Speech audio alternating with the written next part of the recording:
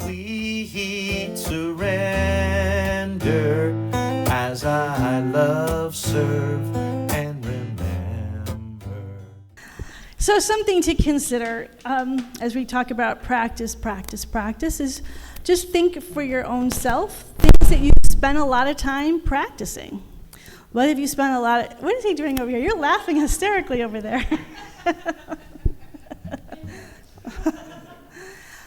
So think about something that not one thing, because I'm sure it's many things. We've all have a lot of life experience, things that you've spent a lot of time practicing, whether it's sports, dance, art, math, skill set that you need at your job, computers, communication skills for relationships. Just think about various things that you have consciously, not sort of it's just sort of happened, but you have consciously said, I want to practice this and continually to get better. And as you think of those things that you've been practicing, think about, did all that practicing, was it worth it? Was all the things, and it could be whether it's for work, relationships, just hobbies that you do, the time that you spent on practicing, was it worth it? Joni's saying yes. Anyone else feel like some of the times that they spent practicing? Yeah. Rarely, so sometimes the confusion with practicing is that we're doing practicing for a goal. Obviously, if you're practicing a sport and you want to win, and so we look at whether it was worth it, whether we won at the sport, or whether we were successful at it, or whether it's music, or whatever it is. Did we have success? I was thinking about a football coach. He is a coach now, or just finished, but has been playing football his whole life. Captain of the football team in high school. Played in college, did pretty well in college. Played a little bit professionally, and then he became a coach. And I just thought, last night, for some reason, I thought I'd just look at his record as a coach.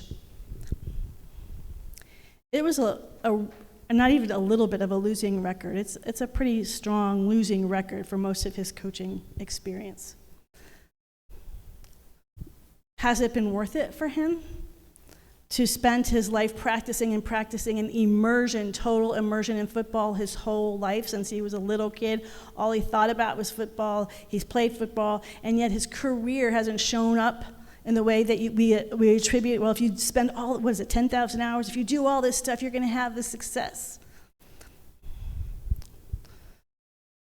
His view is, I love my life because I have been doing what I love every day.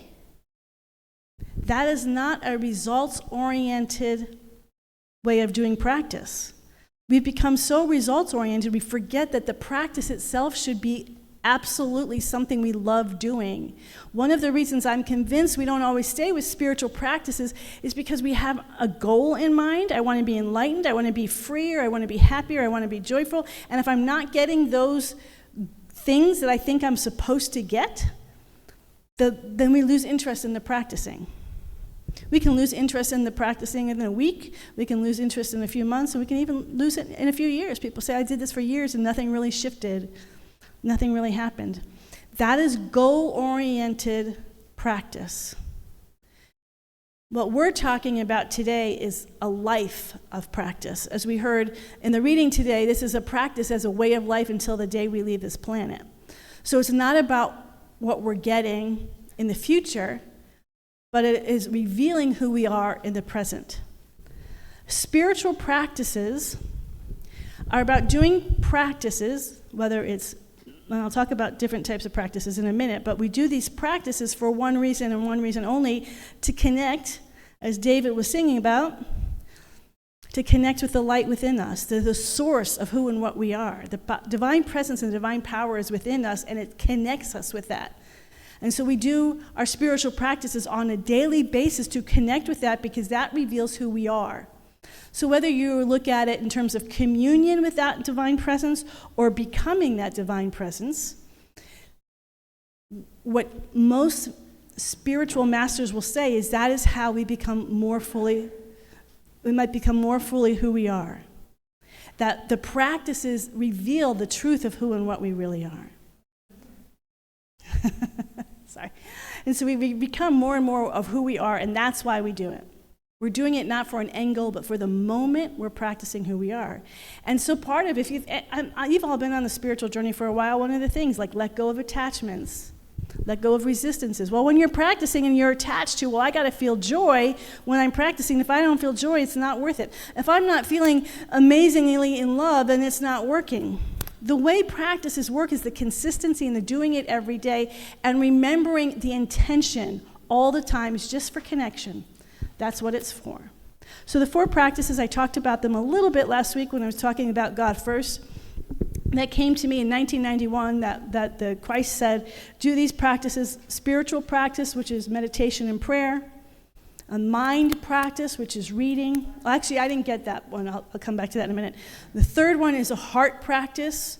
So for me, it was journaling and writing out from our heart. But basically anything that connects us with our emotional life. So we're connecting with our spiritual life, our mental life, our emotional life, and then our physical life, physical exercise of some kind, moving our body, being a present to our physical body. So we're present spiritually, mentally, emotionally, physically.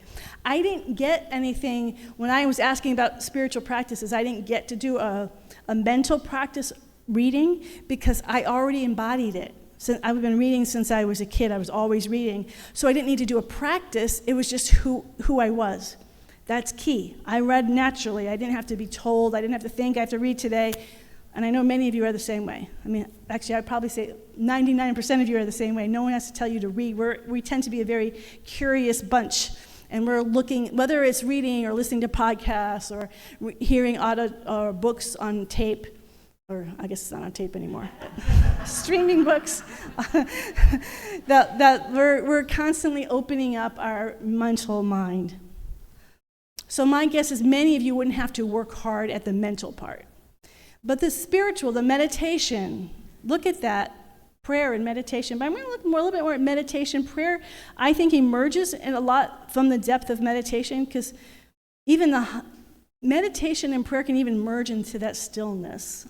But it's learning to be still in spirit, capturing, because prayer, you're talking until you get to that stillness, until you get to this presence. So in both cases, you're experiencing spiritual presence. Emotionally, connecting with ourselves emotionally, that's part of our spiritual life, but it's a different experience. And then physically, as we know, spirit is in every atom and cell of our body, and the more we connect with our body, we're also connecting with spirit.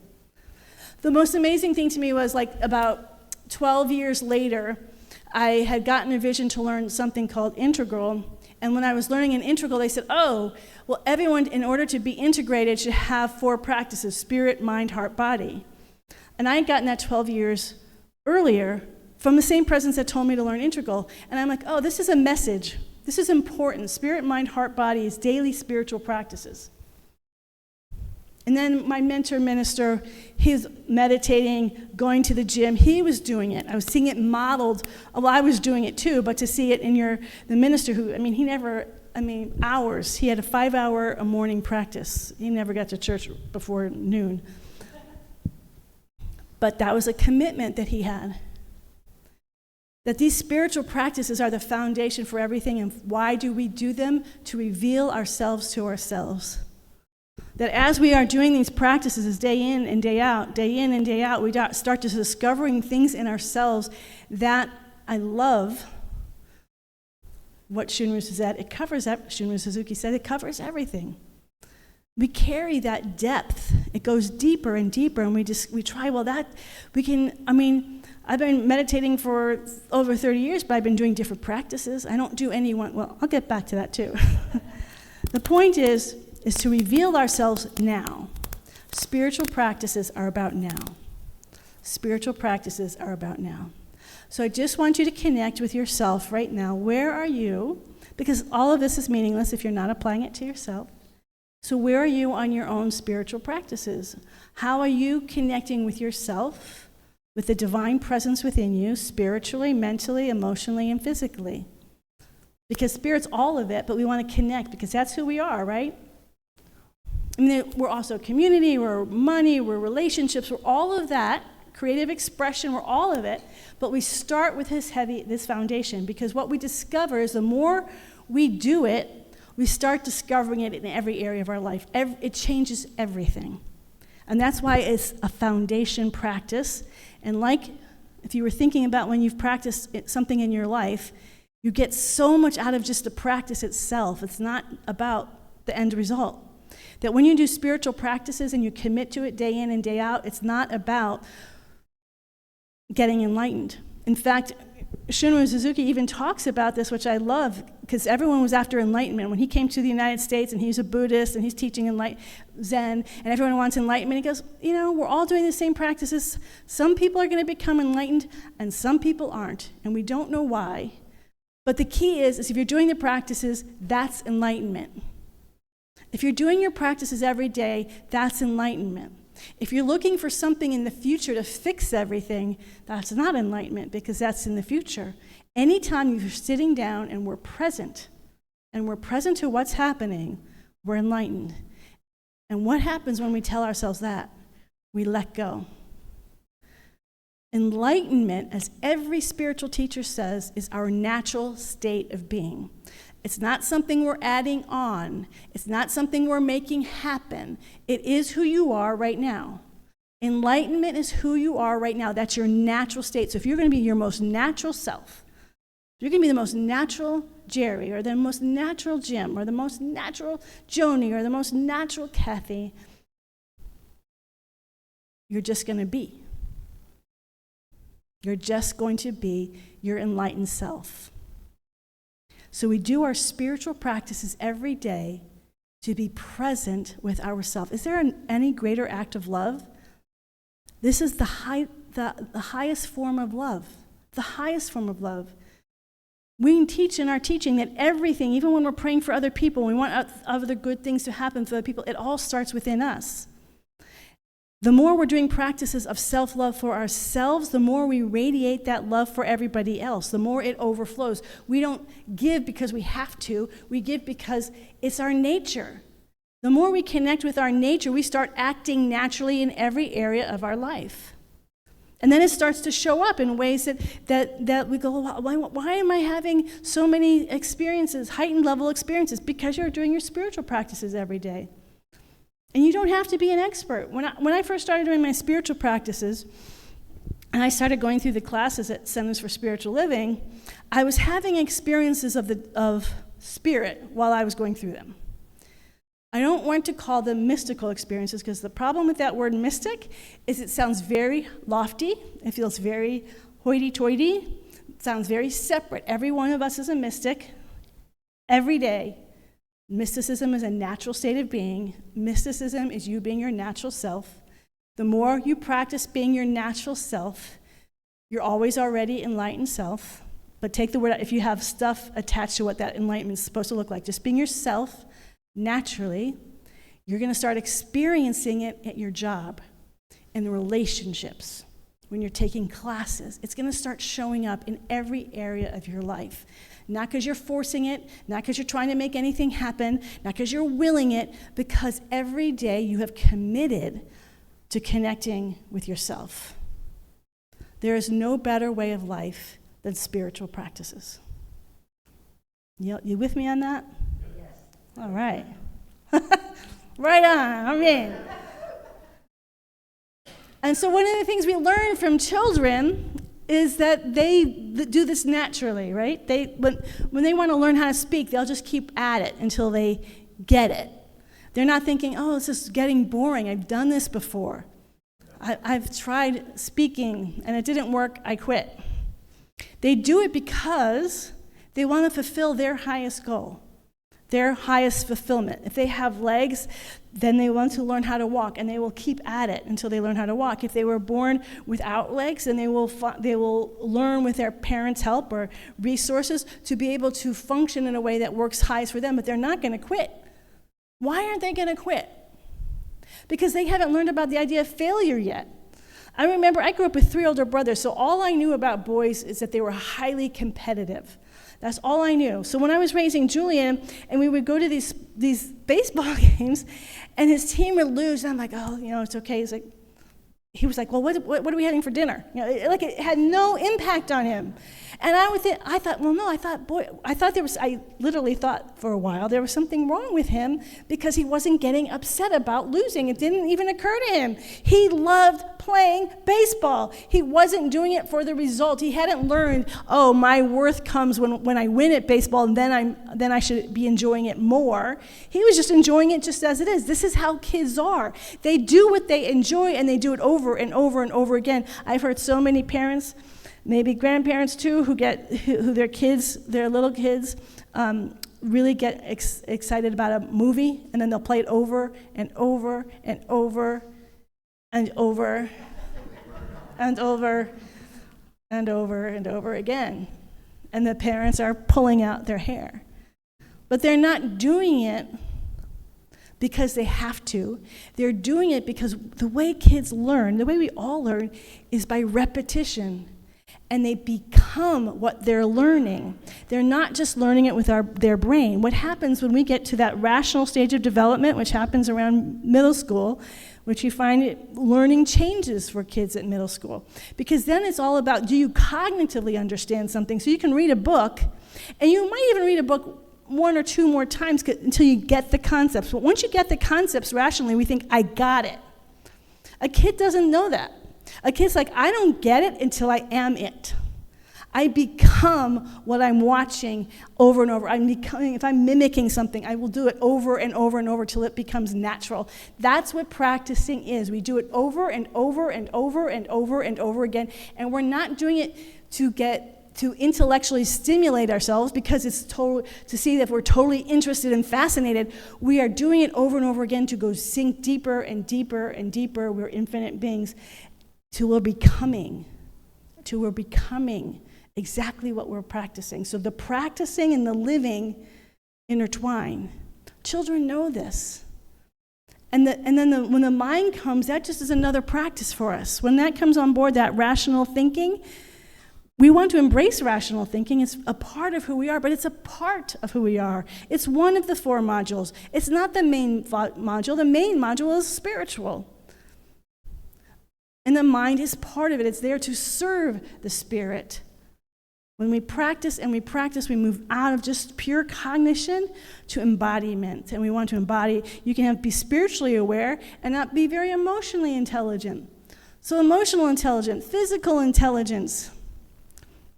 I have this book that I've gotten, it's just called Built to Move. And it's saying how as we get older, we get stiffer.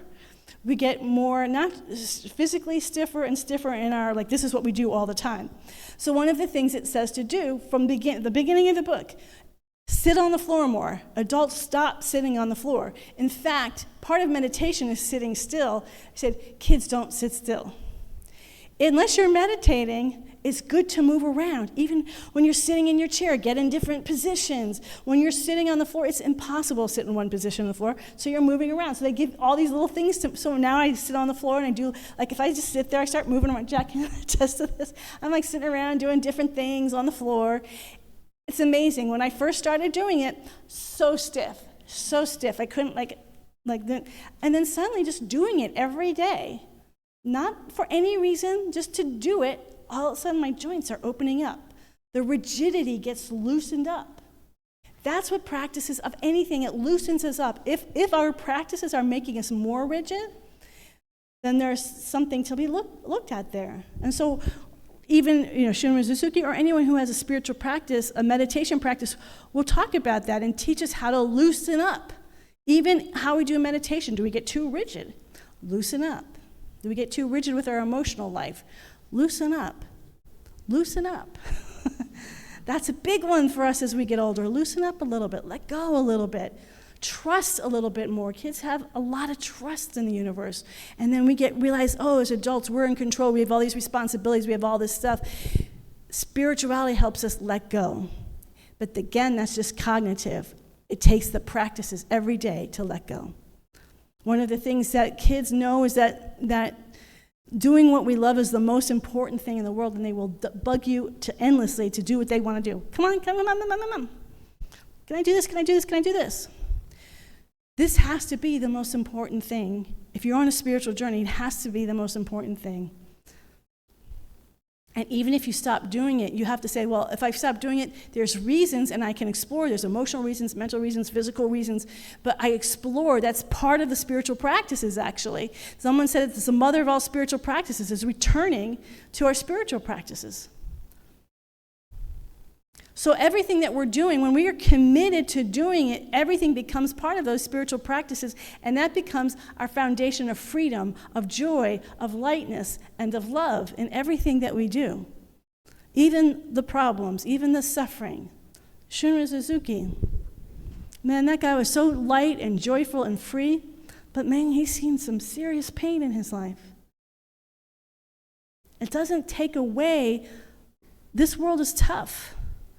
But who you are is not free of it, but can find freedom in the midst of it. He'd always talk about taking the one seat in the midst of whatever is happening. There's a guy named Andrew Greenwood, and he is an artist, creator. He's in England, and he goes on this walk every day. And it's repetition. It's the same place. He goes, and he says, when you're driving, you're passing the same things. He said, just start looking at things differently. The same things you see every day, look at it differently. So when I was passing this building, and I noticed the sun rising, and I wanted to catch it one time when it was right over the building. And so he shows the shot. It's gorgeous. And he goes, and then I'm watching, and I'm noticing, because I'm doing this same walk every day, that I'm actually experiencing the effects of the earth tilting away from the sun.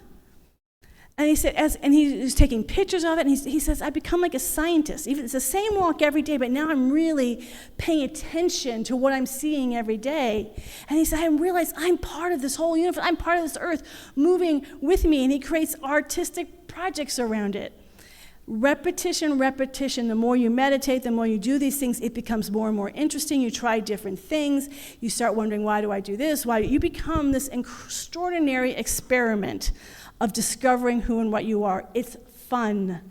If you're not getting joy out of it, ask yourself why. Because God, we are made from joy. We are made from joy. Spiritual practices are a place of joy. Even if you don't feel joy in the moment, you look at the times you've practiced, you're always so glad you practiced because if you discover yourself. It covers everything we do. It's the foundation of everything that we do. You're the boss. Nobody gets to tell you about your spiritual practices. We might go to groups that support us in our spiritual practices, but it's always you because you're the only one. Wherever you go, there you are. So whether you're at your job or in your relationships, you have to be the boss of your spiritual practices, what they are. And as you're playing with different ones over the years, that doesn't matter how long you do it. You don't have to get anyone's permission. You don't have to get anyone's validation. You don't have to get anyone's information. You're the boss. And lastly, this is also community. We can wait for community to do our spiritual practices, and sometimes we need that community support. But ultimately, we have to own it. We have to say, this is mine to do. But then what we start to find, and what I find, is that we start connecting with people who have that same foundation, because there's nothing like a life of spiritual practices and a commitment to it. I remember reading a book by Ari Goldman. He's a journalist, teaches at the graduate school at Columbia School, and he had been on the New York Times. He was the religion writer, and he's Jewish. He's conservative Jewish. Holding Sabbath was very important to him. You can't drive, you can't do things. So he's very clear with the New York Times, I can't write on those days. And so he was at a job. It's Friday night. The sun's going down, and he's in his car somewhere in New York City. I can't drive. So he gets out of his car. It's supposed to be Shabbat. So he doesn't have anything. So he goes into a restaurant and orders wine and bread. And sitting in the corner, he does his own little Shabbat service because nothing was going to stop him from his spiritual way of life. When I read that, the book was about his experience of, as a Jewish person, getting a Master's of Divinity at Harvard. But that's not what I remember. I remember someone who was so committed to his spiritual practice that he went and did it all by himself in the corner of a restaurant, found his way home, and had to come back for his car when he can move again, when he was allowed to drive again, have someone drive him. That is commitment. And over and over and over, I find that people I'm most drawn to on the spiritual journey has nothing to do with, do we have the same philosophy? Do we have the same theology? The people I am most drawn to, the place where I feel the greatest and deepest and most profound community, are people who put God first and do their spiritual practices as the most important thing every day of their life. That is your life. I get you. I understand you, because that's to me what a spiritual life is. Otherwise, it's just stuff you read in a book and it's cool. Or you apply, Yogananda talks about students are people who get a little bit of spiritual knowledge, a devotee or a disciple, someone who is immersed in it. And so for me, as we're moving into our next year's our 11-year anniversary, which I'm really excited for, I hope you all come. As we're going forward, and I've been asking myself a lot, where are we going? What's the direction that we're going in? And I recognize for myself a place that's going to become more and more non-negotiable is teaching and doing and practicing individually and collectively spiritual practices. Because how do we live a spiritual life if we're not actually living a spiritual life? How do you become a baseball player if you're not playing baseball?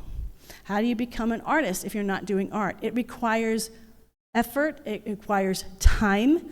So the same time when we make our families really important, our friends really important, our work, our deadlines, all these things really important, and they are all really important, but God's first. Spiritual practices are the most important thing because it covers all of that. You just do that, and it makes everything else work. So this is how this is my last point. When I started doing those spiritual practices, and then I went to work, and then I had a job, and then later on I was at Agape and was at a job and going to school full time and volunteering, all different things.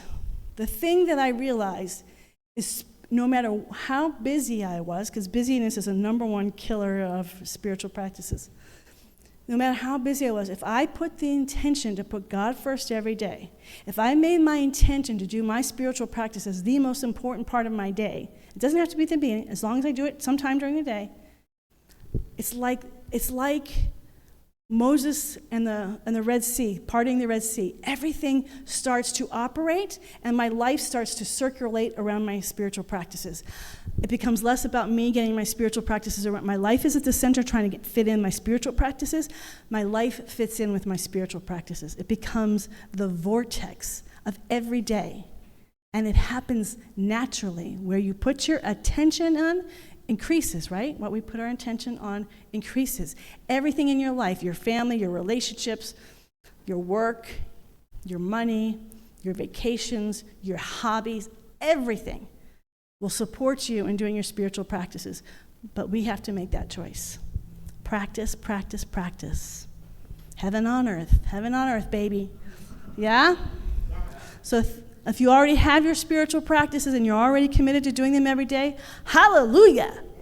And if you're considering doing spiritual practices every day, you're on and off, no judgment. Nobody cares. First of all, that's one thing I realize. In my spiritual practice, nobody else cares what I do or don't do.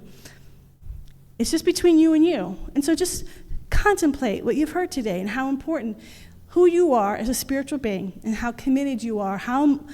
To me, when people talk about acts of self-love, there's no greater act of self-love than committing to your spiritual practices. Nothing. And you don't have to rely on anybody else to do it. Just you, yourself, and the divine presence. All right, let's pray.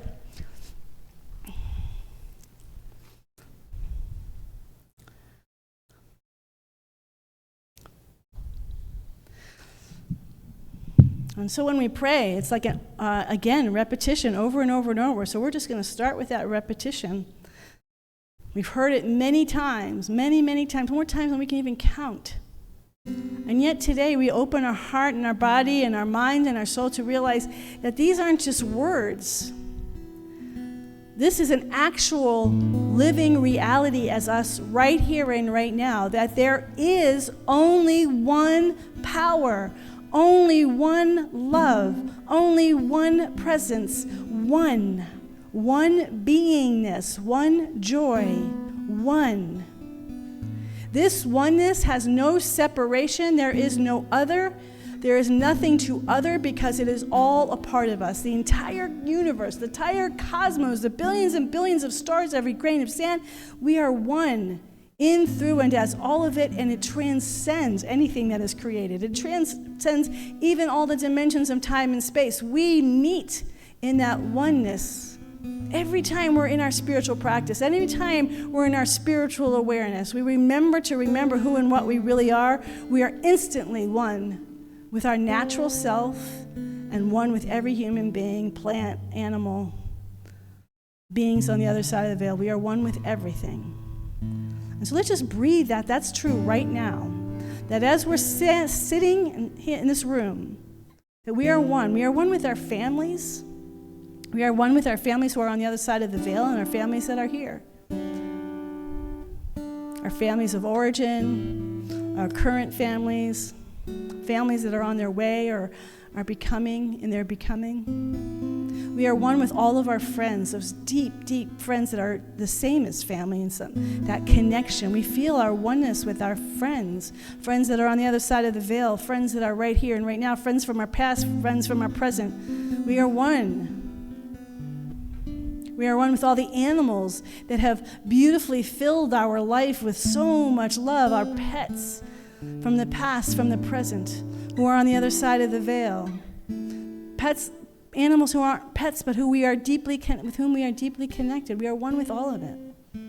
We are one with all plants, animals, minerals, the water, this earth, the air, the fire, all of the four elements, the north, south, east, west, all space, all time, all the people on this Bay Area, all the people in the United States of America, all the people on the planet Earth, all the cosmic beings everywhere. We are one with all of it now.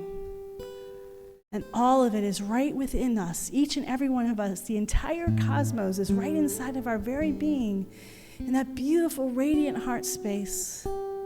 Everything that has ever existed and will exist is right here and right now in the midst of us. There is no place for us to go. We don't have to ask for anything because everything has always already been given. And so we just open our heart and our body and our mind and our soul to it all. And as we do, we know, and we know that we know, it is done. In love, in light, without end. It is done, it is done, it is done. And so it is. Amen. I walk in God.